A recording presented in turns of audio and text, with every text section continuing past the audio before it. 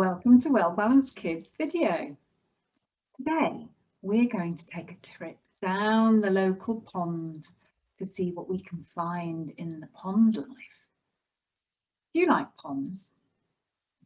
Do you like exploring them in parks, maybe throwing bread to the ducks, or maybe seeing what lizards and fish you can see in their murky depths? What pond animal or life do you like best? I quite like the frogs and their chirping sound, but then I quite like the ducks and their colourful feathers too, especially those big birds if you get a big enough pond, like a swan. Maybe we'll get a chance to be a duck or a swan or a frog today. Why don't you join me and see? So, first of all, before we can be all those wonderful pond creatures, we need to warm up our bodies, get them all nice and flexible, because maybe you've been doing a lot of sitting down recently. So let's get up onto our mats if you've got one, or create a bit of space if you don't. Make sure you've got nothing that you're going to fall over, and let's get going. So, feet hip width apart at your front of your mat. Really spread those toes apart as much as you can, like you're trying to put your feet into the mud. And they're really stuck in. Oh, can't pull them out. They're so stuck in the mud. And then roll your shoulders back, because we want nice, limber and loose shoulders. And hands up high, reaching the ceiling as far as you can, like you're a lizard stretching in the sun. And bring your hands forward and flatten down that back. Really push that bottom out and give your spine a nice long stretch. Then hands to the floor, 1 foot back into what we call lizard pose. You get plenty of lizards in ponds, don't you? Feel that lovely long stretch all along your legs. And bring the left foot back into plank pose. Maybe this is a twig that's floating on the top of the pond. And bring your knees down, your bottom to your feet, your head to the floor, and stretch right out. And bring your nose up and belly down to the floor, and bring your head up to look up as if you're looking up to the sunshine. And curl your toes under, push up from your hands and push your bottom back into downward facing dog. And really push that bottom back, push away from your hands, creating a nice, strong, straight back.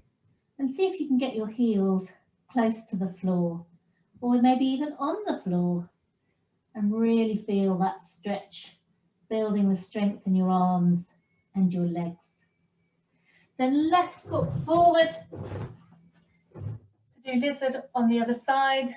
So we've got a nice equal balance in our muscles. Feet together, flatten your back. Hands up high, stretching to the ceiling, shoulders down, and finish in prayer pose.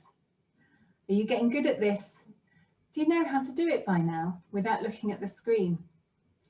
Let's try doing it one more time, and this time we might go a little bit quicker and see whether you can keep up.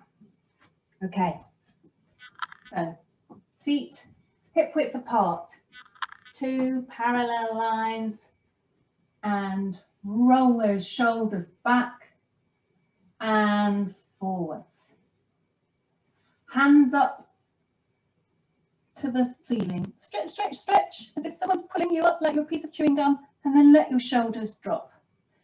Then hands on your knees and flatten that back by bending your back down.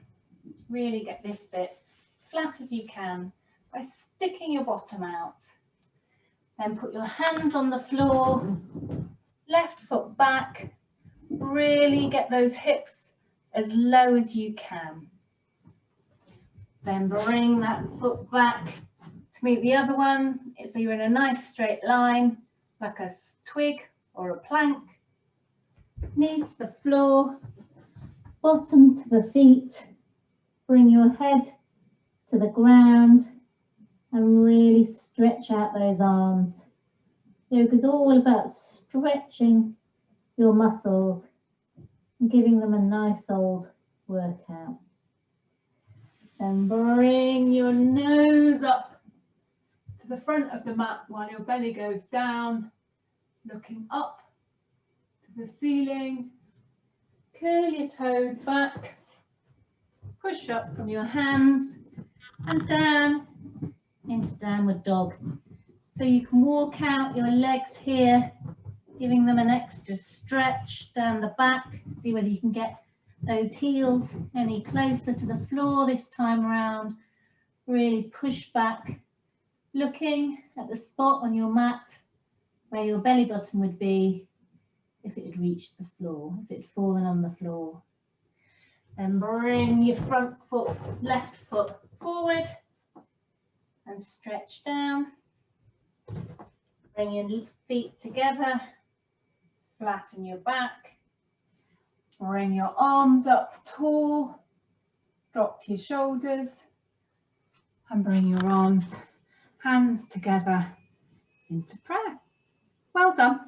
You nice and warm now? I certainly am.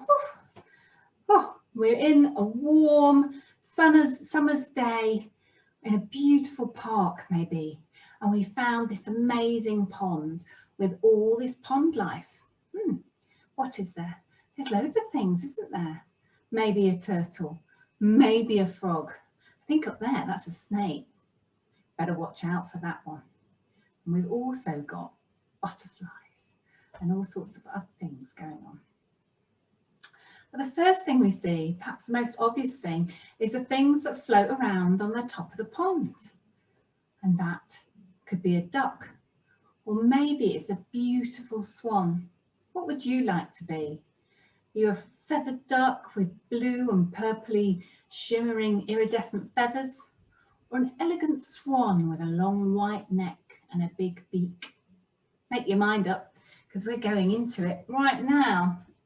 So for this pose, we're going to do a pose called pigeon pose, which is another type of bird, isn't it? But not one that floats on the water. So for this pose, we bring our knee forward and we bring our leg back, one leg back.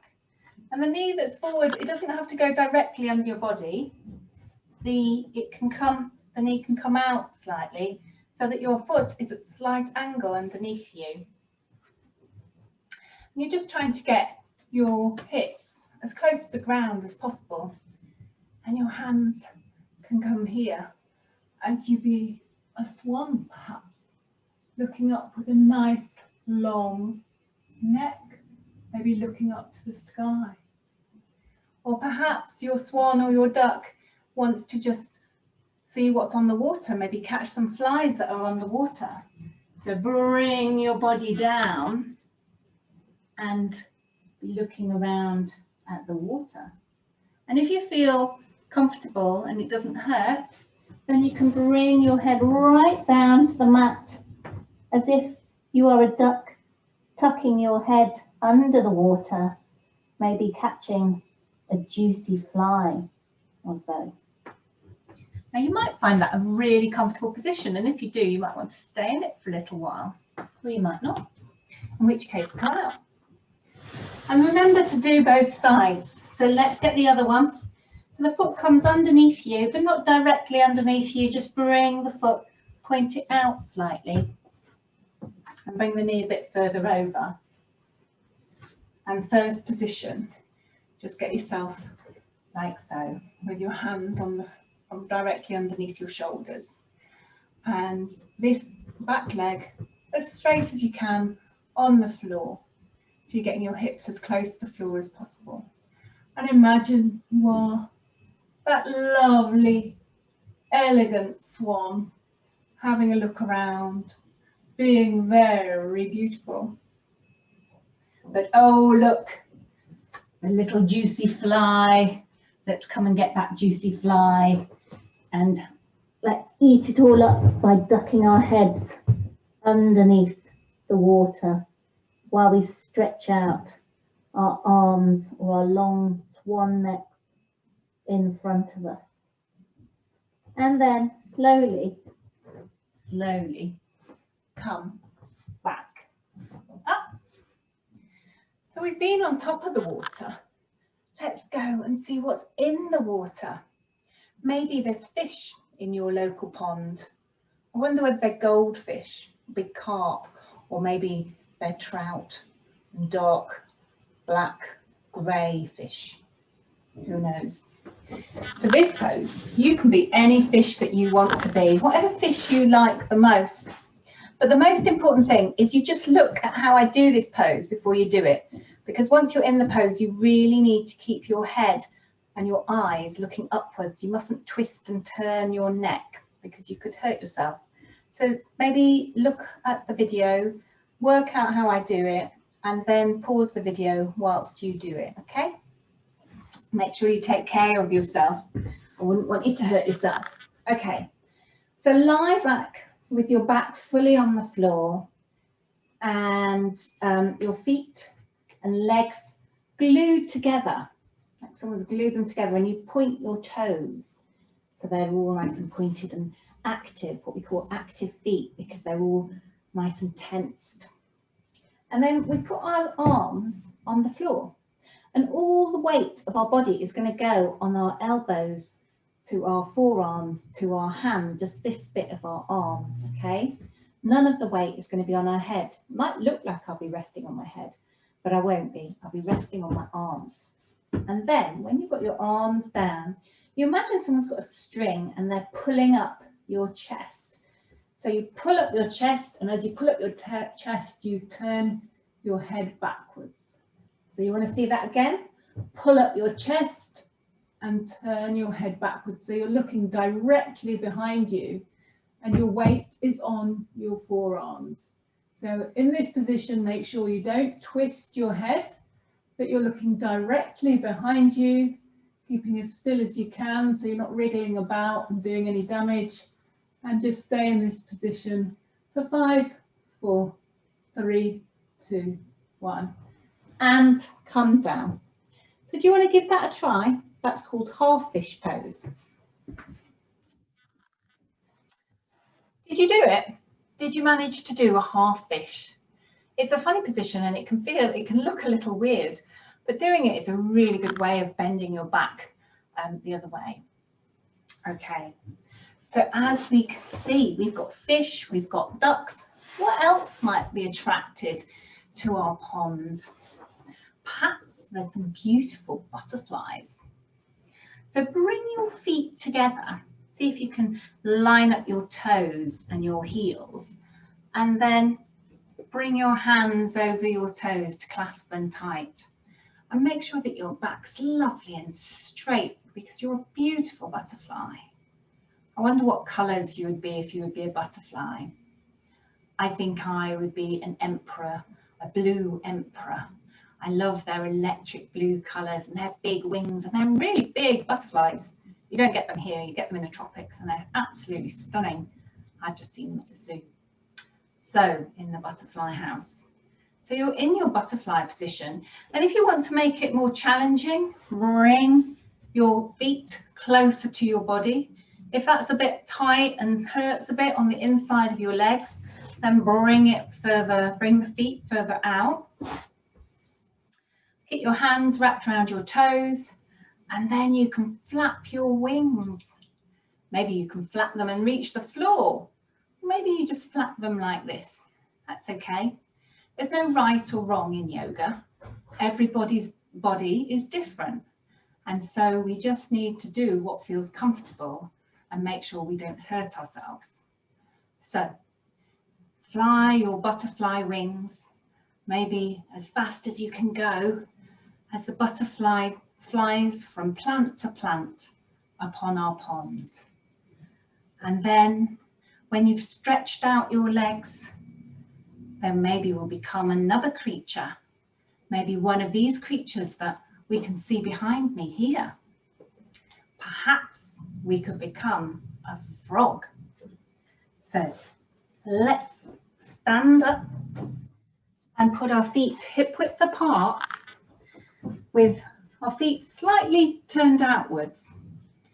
And then we bring ourselves down slowly, not leaning too far forward because we don't want to fall over. and put our hands in between our feet so that we become a frog. Can you keep your feet flat on the floor like that? If you can, well done you. I can't, but that's okay, because as I said, all our bodies are different and we can have different abilities, and perhaps you're more flexible and supple than I am. So, are you a good frog? Can you jump really high? Let's give it a go. 1, 2, 3. Whoa!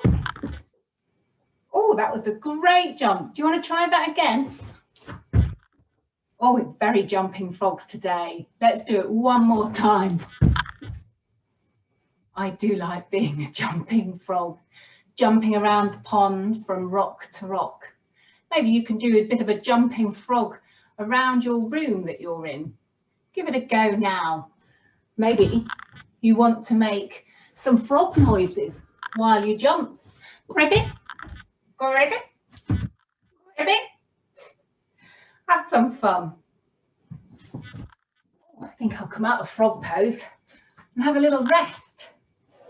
Sometimes there's beautiful flowers on a pond, isn't there? Like water lilies or lotuses. Again, lotuses tend to be in more exotic countries, but in England we do get water lilies on ponds. And so we're going to become one of those beautiful flowers opening up on the pond. So for the lotus position, we can put one foot on top of the other leg, and then bring the other foot through the gap on the other leg. Did you notice that as soon as I brought one foot up, the other one went down? Can you get both feet up? One on there, and then pull the other one on there, if you can. Well done. I don't think my old legs can manage it. I can get a little bit, but you know what? That's okay. I'll just do a half lotus. My flower hasn't quite fully opened. What have we got next? Well, maybe over there by the rocks, I've seen a little lizard, a little green darting lizard. So let's go into lizard pose. So one foot forward with your knee over your ankle, the other leg all the way back, and both hands down by your front foot.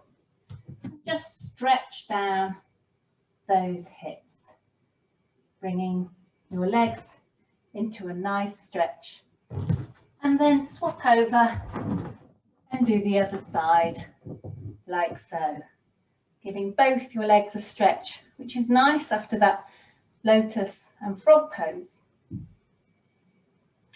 We're going to do another pose that's a bit like frog pose, and this time we're going to be a turtle. So again, you put your feet out either side a little wider than shoulder width, a bit turned out, and then you put your hands, instead of going down like a frog, you put your hands behind your ankles. Might be a bit easier if you bring your feet further in. And so you put your hands behind your feet like so for turtle pose. So you're really quite crunched up, aren't you? And having a good old stretch of those leg muscles. Oh, what kind of turtle were you? Were you one of those little small terrapin turtles? Or were you one of those massive, big leatherback turtles that are almost the size of a small car? Who knows? I think I like the terrapins, they're very cute. Finally, we've explored lots of different animals and creatures that live in the pond today.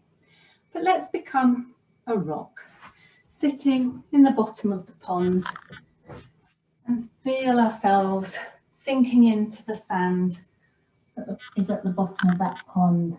So soft, and your whole your body relaxing as it stretches out after all those different creatures that you have been. And then when you're ready, slowly come up, bringing up your head last of all from being a rock and back into the world above the water. Did you like our pond yoga? I hope you did. So for today's mindful activity, we are going to do some using our senses. We're going to hear what we can hear, smell what we can smell, and touch what we can touch. So to do this exercise, you might want to close your eyes so that you can really get in touch with your senses. So if you close your eyes gently and smell, what can you smell? I can smell the smell of tea that I've just drunk. And I can smell my lip balm that I'm wearing. What can you smell? And what can you hear if you listen really closely?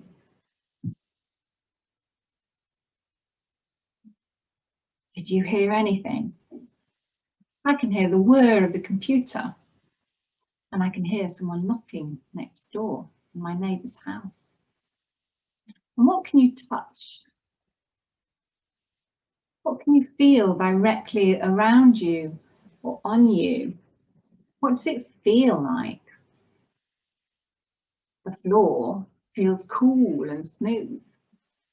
My clothes feel soft and warm. And my skin feels soft and warm too. It's really good, especially if you're feeling a bit worried, to really just notice what your senses are noticing. The touch, the smell, the sound, the sight of what is immediately around you. It can take you away from your worries and make you feel more relaxed. So another way to feel more relaxed is the next exercise, which is rainbow breathing. So in rainbow breathing, we go through each of the colours of the rainbow in turn and draw a big rainbow with our arms. So we take a big breath in and then draw a rainbow. Okay, can you remember the colours that are on a rainbow? Let's see. So take a big breath in. Red. And as you say the red, breathe out. Are you ready? Breathe in. Red. Breathe in. Yellow.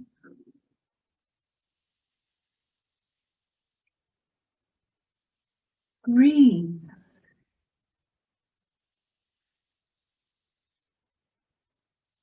Blue.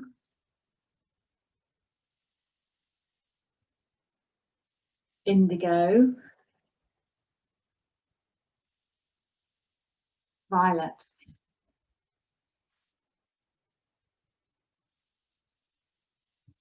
Did you notice that I missed out a colour? Which colour was it? That's right, orange. That comes second, doesn't it?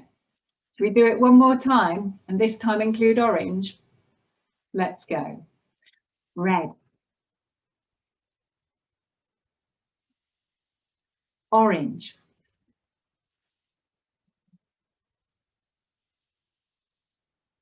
Yellow.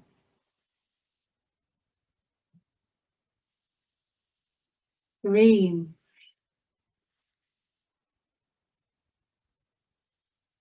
Blue.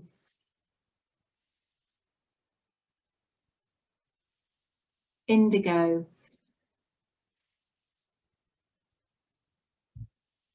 And violet.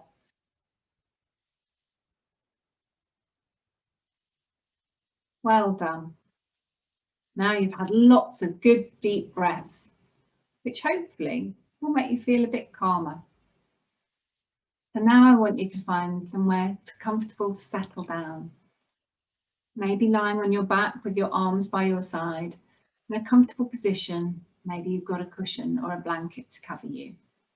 And we will begin. So close your eyes if you feel comfortable and imagine that you're out on a beautiful sunny day with someone you love and feel comfortable with. The sky is blue and the sun is shining, and you've gone to the pond. You walk into the pond, which is surrounded by tall green grasses and bulrushes that are blowing in the breeze, making a swish, swish, swish noise. And there, as you walk round the pond, looking through the grasses, you see a gap. It's where you can see the quiet, still water and the darkness beneath. And on the water are some beautiful ducks. Some are green with black and brown. Some maybe have iridescent feathers with glittering, shimmering colours. And there, over in the distance, is a group of swans with their long, elegant necks and big orange beaks. And as they glide towards you, you think, oh, I have some crumbs in my pocket. I can throw them and feed the ducks. So feed the ducks and see them peck and squawk as they enjoy the gifts that you have given them. And then watch as a beautiful butterfly flies down and lands on a piece of grass near you. What colour is the butterfly? Can you see it fluttering its wings? And maybe there is a little lizard that darts from a rock and goes along by your feet, surprising you. Maybe it's little brown and green. And there you can hear over somewhere by the rocks a frog. Ribbit, ribbit, ribbit. But you can't see it because it's hiding out the sun. What else can you see in the pond at your park? Why not have a think and lie there for 30 seconds listening and watching and seeing all the things that you can see in the pond. I will give you some time to imagine enjoying the pond life on a summer's day.